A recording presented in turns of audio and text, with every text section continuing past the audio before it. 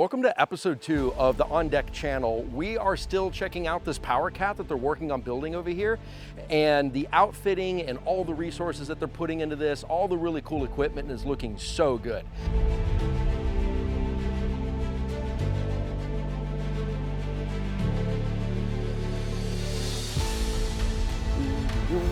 So one of the big upgrades that we did for him was we added the solar arch.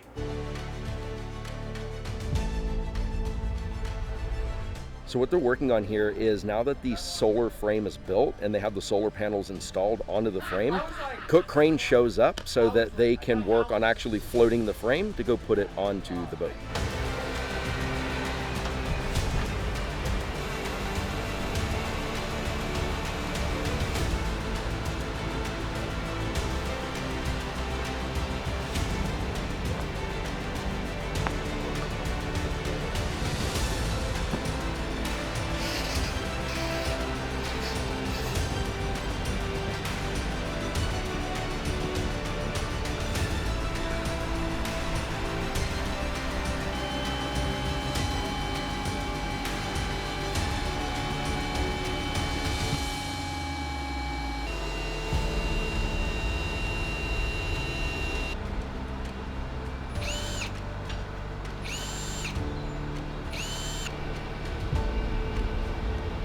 Right now, we are lowering the solar array down onto the pre-drilled location points. Everything is drilled, countersunk, ready to go for the fasteners.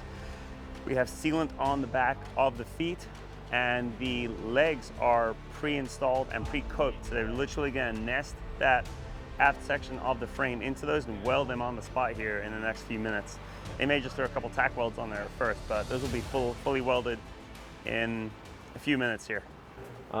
Which incorporated outdoor shower as well. We plumbed it right into his pre-existing outdoor shower, so he has the option to use the handheld wand or the one above it, and you simply turn the one upstairs on with a switch right there. His battery bank used to be split into two, so his old house bank we retained to run all of the 12-volt systems. Custom DC generator that we produce in-house, puts out roughly around 5,000 watts of power. Next to that, we've added a new hot water heater for him. The way that we actually did this was really neat. So instead of using one of the actual engines to power the engine side of the hot water heater, we actually plumbed it into the DC generator. So when he's running his generator, he's also making hot water for his hot water heater. So as we step into the boat, we're gonna see the control panels for the DC generator. Where's that? Oh, this is it. Right here. Oh, clean, nice. And so one of the neat features that we actually added to the generator, because the DC loads are so high on it and it loads the generator down a little bit at startup, we wired in an extra feature to where we can start the generator under half load, allow it to warm up, and allow the alternator to start to warm up before we click it into full power mode. And then for shutdown procedure, we do the same thing. We release a little bit of the load off of the generator before powering it down, just so it's not shutting down under full load. And what makes the generator that you're making in-house, why is that unique? It's unique in the fact that there's not very many DC generators out on the market right now. We can build them either in 12 volt, 24 volt, or 48 volt outputs to accommodate the battery bank size. The way that we control the output of it is through one of the Zeus regulators, which gives you a lot of tunability. You're also not losing that efficiency factor from running you know, a 120 or 230 volt generator and then converting it down to DC power, like, you know, 12, 24, or 48 volt. You lose some efficiency, so it's just a more efficient way of charging batteries. So we also upgraded the boat to a fully electric galley. So we have a 2-burner electric cooktop. The cooktop was slightly smaller than the original one that was here. So we made a nice starboard trim piece. And then how'd you get the clearance right? Because there was a clearance problem in the first episode. So that was also part of the reasoning for the extra piece on the cooktop here. Was not only to fill in the extra bit of space that the new cooktop didn't, it was also to elevate it slightly. Oh, that makes sense. Because it's sitting on top of this whole thing. Yeah, so this is a little bit deeper than the original one was by just a marginal amount to where we needed to lift it slightly. And this provided the perfect amount of space. Yeah, The other thing that we also did was we took out his propane oven and we replaced it with an electric induction oven. So one of the other really big things that we did and came out amazing was the dash panels. Previously he had some like wood veneer dash panels that were here. One of them was cracked and damaged, and so we were going to need to replace that, and the customer didn't want to go back with a wood finish again. So we opted for black starboard. And then you got a Turbo GX on there. Yep. And so we removed the Schneider system and installed the Turbo Touch here in its place. Oh, cool. That's sweet. That's really nice seeing that from the helm. Yeah. Just right there. And you can see it from the rest of the boat, too, if you're in the saloon or galley. Yeah, absolutely. Yeah, that's cool. Wow, sweet. All so right. This came out really, really nice. It's super tidy. Really clean. The guys did an amazing job. How many riggers can you fit in? I think we need to get this out of our way.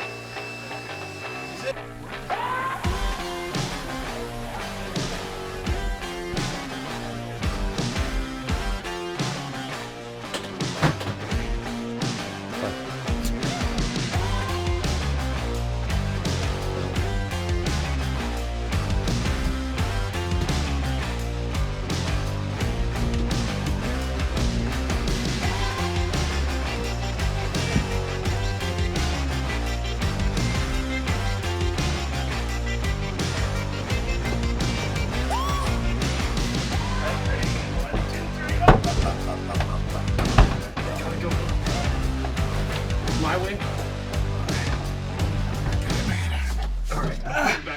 I might have to build something.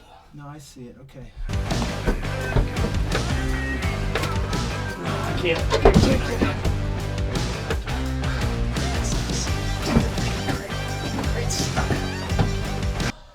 You're not filming this, are you? Oh, yeah, this is good. Oh, thanks.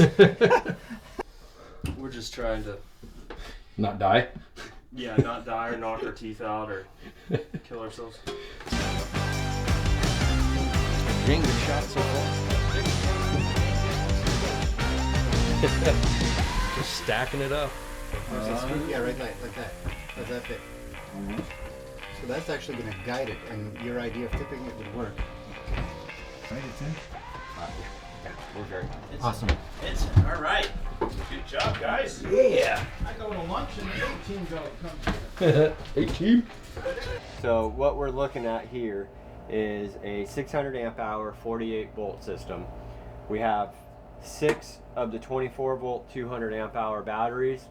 We have 2 of them tied in series with a 2S 3P setup. All comes into a Lynx power in over to our Lynx BMS, which is then fused with a properly sized Class T fuse, coming over to our main RBS and then over to our distribution. Looking further over, we have our DC to DC chargers.